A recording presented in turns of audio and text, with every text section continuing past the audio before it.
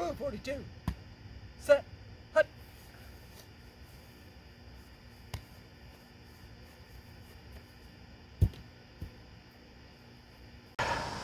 The radical left. How radical are they? And what can we do about it as a church? That's coming up next on Reality of God. Hello, all my awakening wonders out there. Welcome back to the channel. Welcome back to Reality of God. My name is Ron Farina, and I am out throwing football around by myself, which is okay because everybody did, well, at least most of my family knows that when I was very young, I would actually go out and practice football in my backyard, and it was one of my things. And now I'm 50 years old, and now I'm just throwing the football around just like I did back when I was a kid. Brings back a lot of memories. It was so cool. I would even set up like lights, because when I did this, I was living in Texas at the time. And in Texas, you cannot play football during the daytime because it would be so freaking hot. So I would set up lights. I would play at night when it was cooler, and I don't think the neighbors liked it too much, but I didn't care at the time. You know, I was junior high school at the time. So yeah, those were the days. But welcome back to my channel. Welcome back to the farm. I am glad that you are with me today. And I had a little something on my mind this weekend. It is Saturday, August 10th. And football season is pretty much here. Preseason games have already started.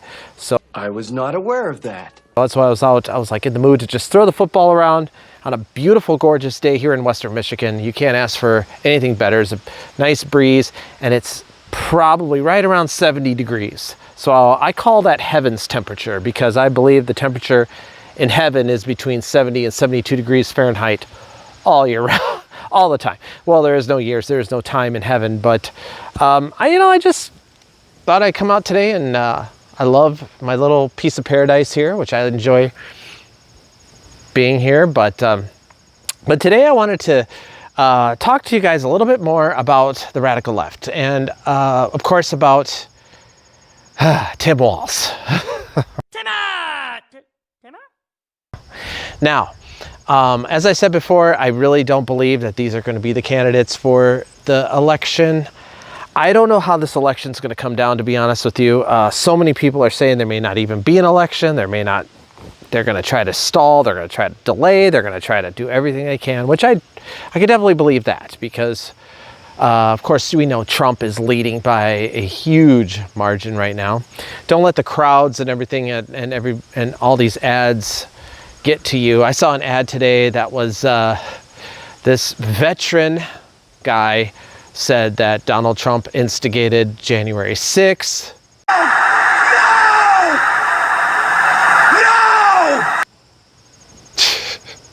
And that Donald Trump was supposed to take the oath. I don't know. It was just a really, really horrible ad.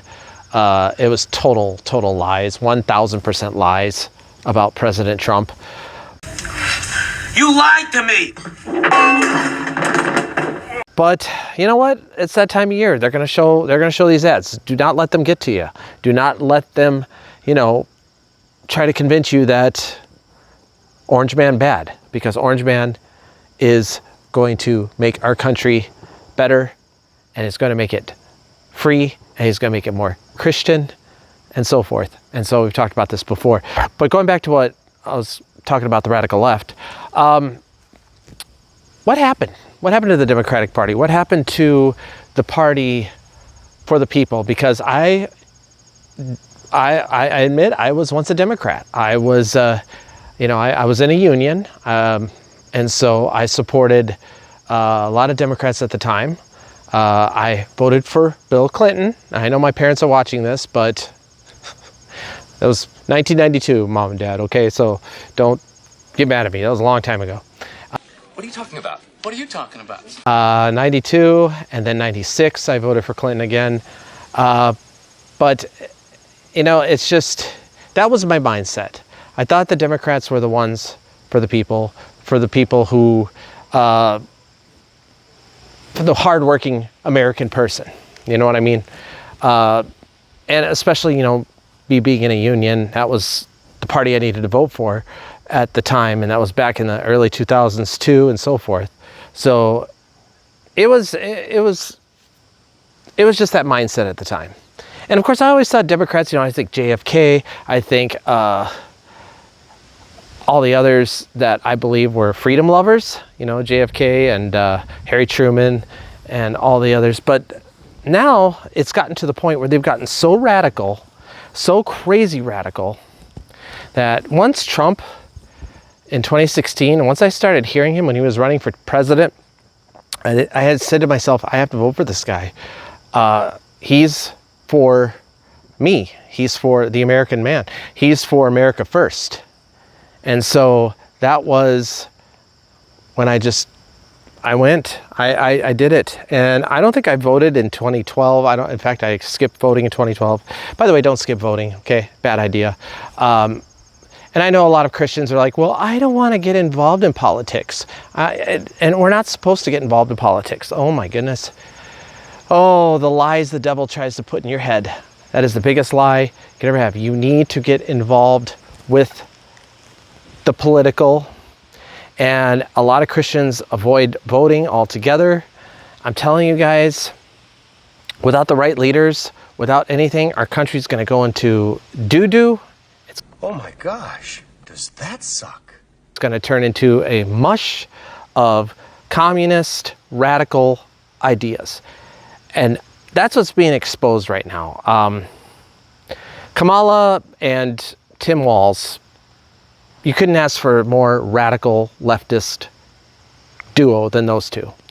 Now, I lived in Minnesota for many years. Tim Walz was, oh goodness gracious, the man is absolutely extremist. He is so far to the left that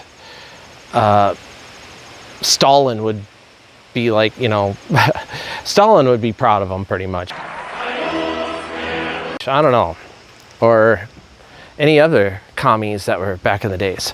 Minnesota was a very radical state. We knew what happened in 2020. We knew what happened in downtown Minneapolis, a beautiful city that I loved very much many years ago. It's a beautiful city, very safe, and it just turned into what it turned into. And now Minneapolis is one of the most dangerous cities to walk through because they just let criminals roam free. Remain calm!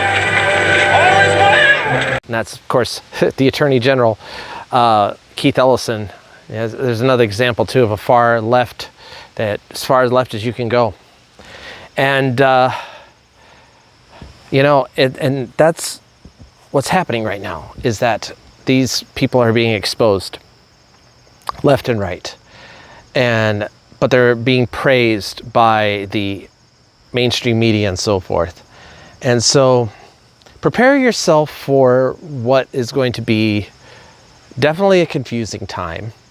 Definitely a time of lots of lying, lots of fake news and so forth. Just prepare yourself for this. The next 4 months, it's going to be, it's going to be hell. But again, God is with us and we're going to get through it. So, but the bottom line is this: don't sit at home. Don't waste your time. Don't be afraid. Go, and you need to vote. Each and every one of you. And you tell your friends, you tell your neighbors, you tell everyone, vote. Just go and vote. Register to vote, so forth. I got to get my driver's license here in Michigan changed over so I can vote. And so I got to make sure I get that done very quick.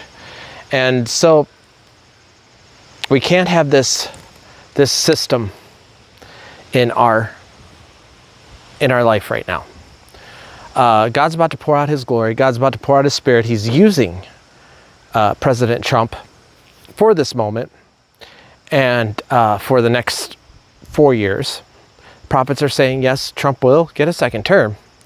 But again, we need to not sit on our butts and do nothing, okay? We need to continue to pray and of course, vote. Very important. So, here's the thing. As I walk around property here, because I love just walking around here, Christians are divided. Thanks for seeing the obvious, Ron. Of course they are. Christians are very divided. A lot of Christians are not big fans of Trump because, you know, mean tweets, things like that. When he was buzzed by the ear by that bullet, you gotta watch Johnathan Cahn's. Try to look that up. Johnathan Cahn came up with a brilliant analogy of the Trump and how significant the ear bleeding was, and when he was like down to his knees and so forth. It's very like biblical. Look it up.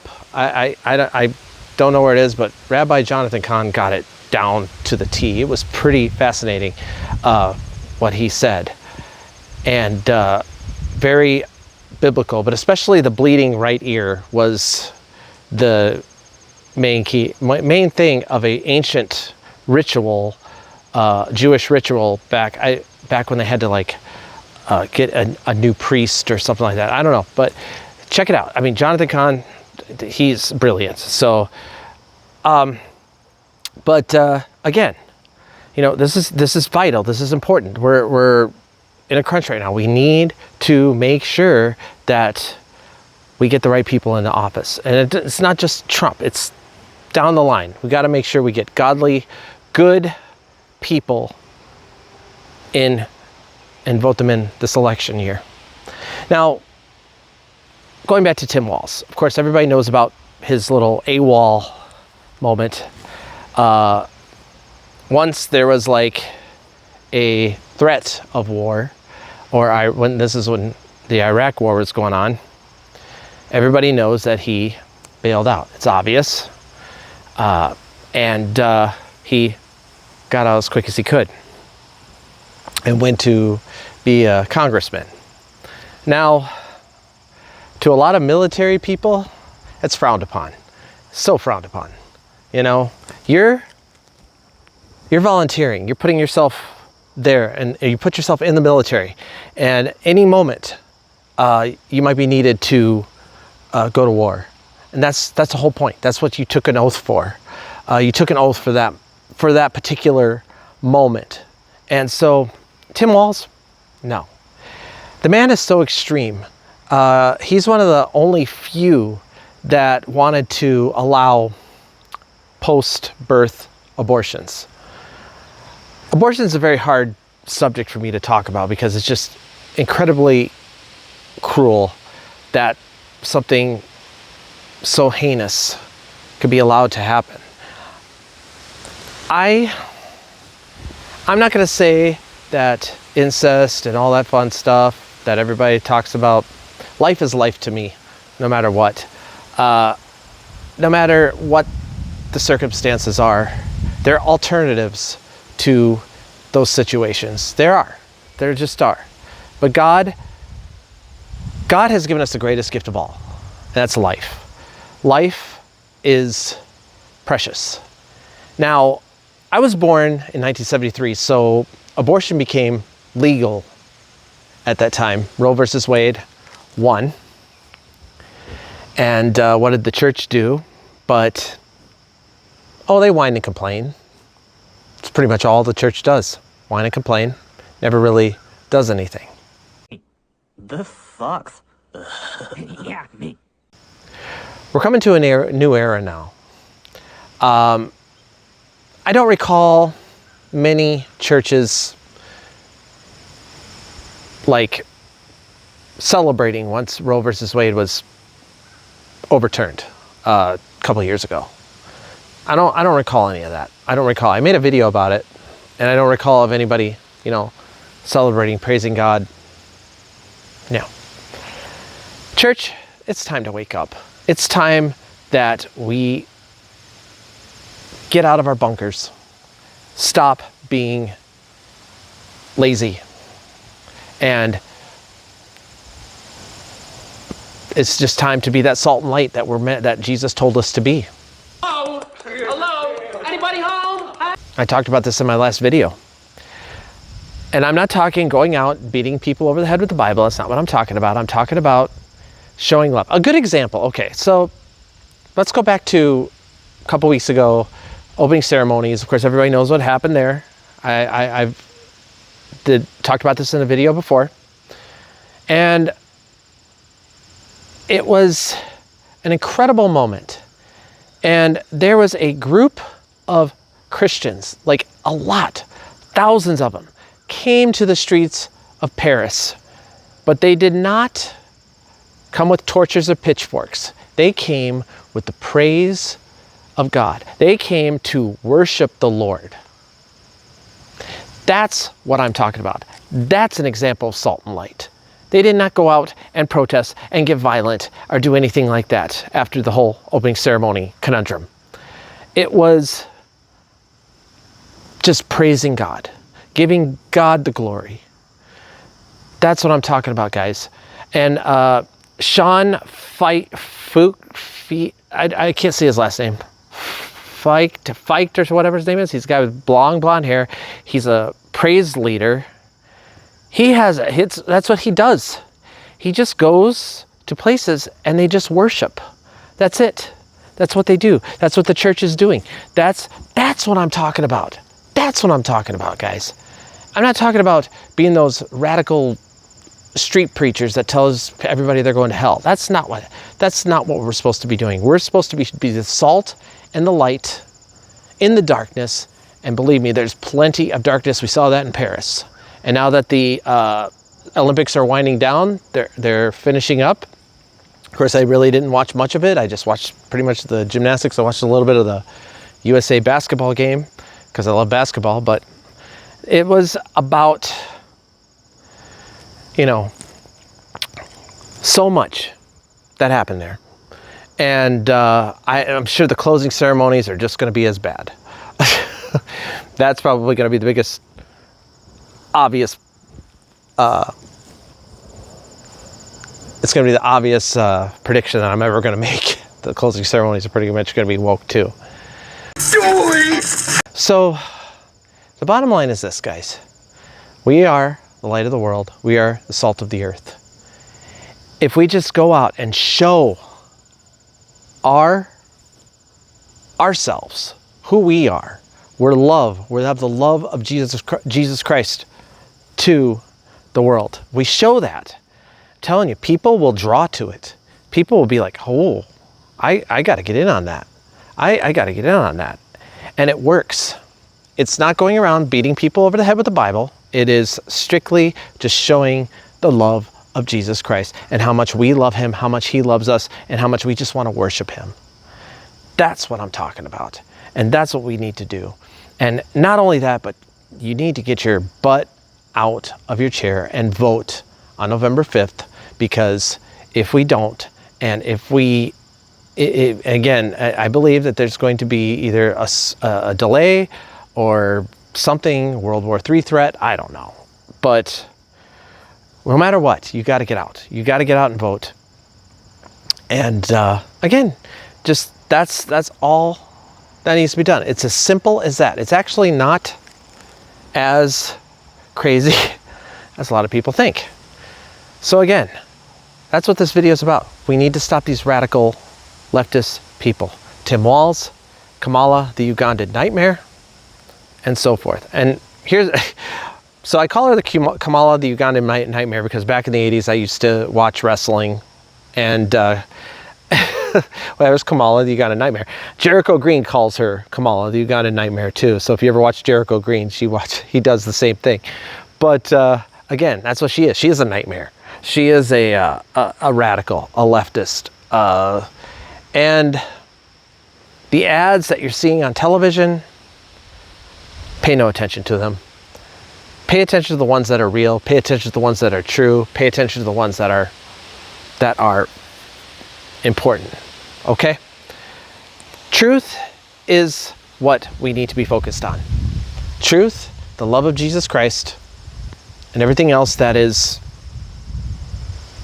in us to get this kingdom going, to keep the kingdom lifestyle that we want. I'm telling you, There's wonderful things ahead. There's glorious things ahead. God's about to pour out his glory upon the earth, and we get to live to see it. I'm telling you, got exciting times coming. All right, so I'm gonna wrap this video up here on the farm. Beautiful day, and man, I'm excited. A lot of things going on. Oh, by the way, I want to really give a really shout out to my landlord. I told you guys that I was carless. My car broke down. It didn't start. I had to get it towed to a dealership. Now they're telling me it's going to take a few days to even see it because they're like backed up thanks to the shortage of mechanics or whatnots.